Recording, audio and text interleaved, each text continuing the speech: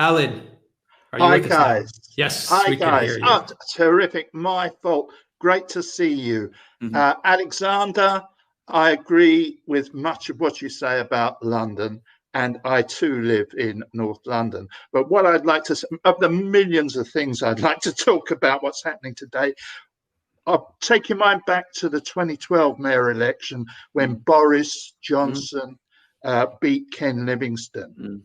How did that happen? It happened because the Labour councils did not want Livingstone to become the mayor. Because one of the main reasons, and you see it now, Boris Johnson immediately created all these property development areas for creating huge new property developments. The councils control who is the mayor. I believe, and it's in my experience, the councils are into property development, the Labour councils. In the last 20 years, we've had very little affordable or social housing built in London. We've had huge developments in Labour areas for, in many cases, anonymous international finance. House prices have risen incredibly.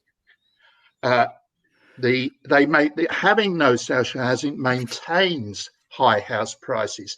The result is London has become a home for the very wealthy or the very poor, many of whom are immigrants and on welfare. There is now a huge bill for housing subsidy, housing welfare in London. And I think Khan is just their puppet. He does nothing. Let's face it, he's done nothing, especially over housing. He's a complete little jumped up corporal, if you like. That's what I was going to say. There's much more I can say, but that's the first thing. How are we going to change this in London? London is being denuded of ordinary British working people because they cannot afford to live here unless they're on subsidies. And this is going to continue if Khan stays.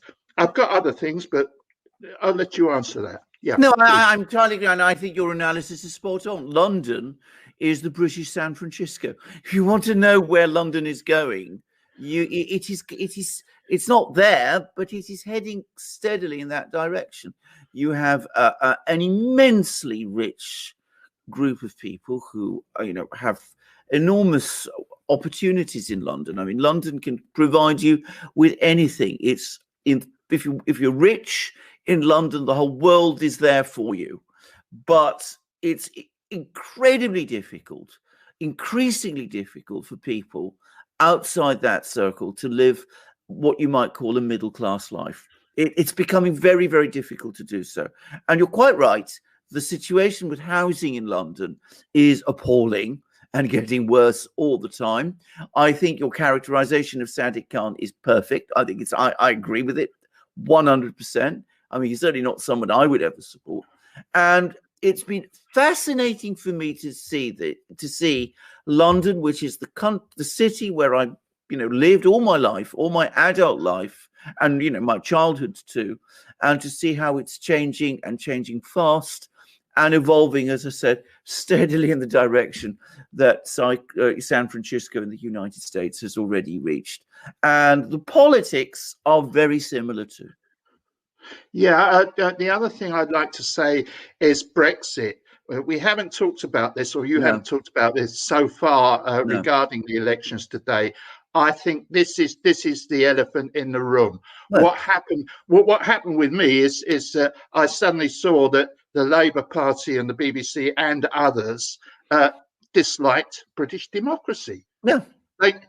They just said, no, we don't like that. We don't like your vote. We're going to try and change it. And we're so arrogant, we don't care what you think, especially you Londoners, And that, I think, is the crux of the matter with the swing over the country in the local elections. That, and the allied to Brexit is immigration. Again, none of the media are talking about either Brexit, the effect, or the immigration effect in these elections. Why? What's wrong with journalism and the media in this country? I've got a lot more to say, Alexander. Great stuff. I'll leave it there. Thank you, Alan. But I mean, again, I think you're absolutely right. And you're absolutely, I mean, Brexit is the elephant in the room. Going back to what we said at the start of this program, I mean, given that the problem Labour has is that it was perceived across the country as the party that was going to try and extinguish the results of the Brexit referendum, which you're perfectly correct, was an assault on democracy to do that. I mean, you can argue, you can spin it any way you like, but that's what it was. Picking an arch Remainer as its leader, and the person who more than anyone else is identified across the country as the person who engaged in all those parliamentary tactics to achieve that result, well, that was electorally suicidal. And given the attachment British people have to their democracy, which they do, it makes no sense to me. I mean, as I said, it's a party which, if it takes this course, it deserves to fail. Yes, and the other thing is, I must say, my perception of the London Labour Party is that they are bigger snobs than the Tories ever could be. And their dislike of the Cockney, the London working man, if you like, is intense. They prefer it's unbelievable. And these people want to run the country. The other thing, let's look at the all women shortlists that have have made the MPs in London, the Labour MPs, the female MPs, via all women shortlists, has kept out working class men from any say in Parliament, and they're an absolute disaster. No, they're incredibly stupid politically. You think the Labour Party's politically naive? They are just naive. And these people are in Parliament. I'm shocked. I'll leave it there before I say anything that gets us into trouble. Thank you very much, Alan. Thank you. Thank you, Alan. Thank you, Alan. Take care.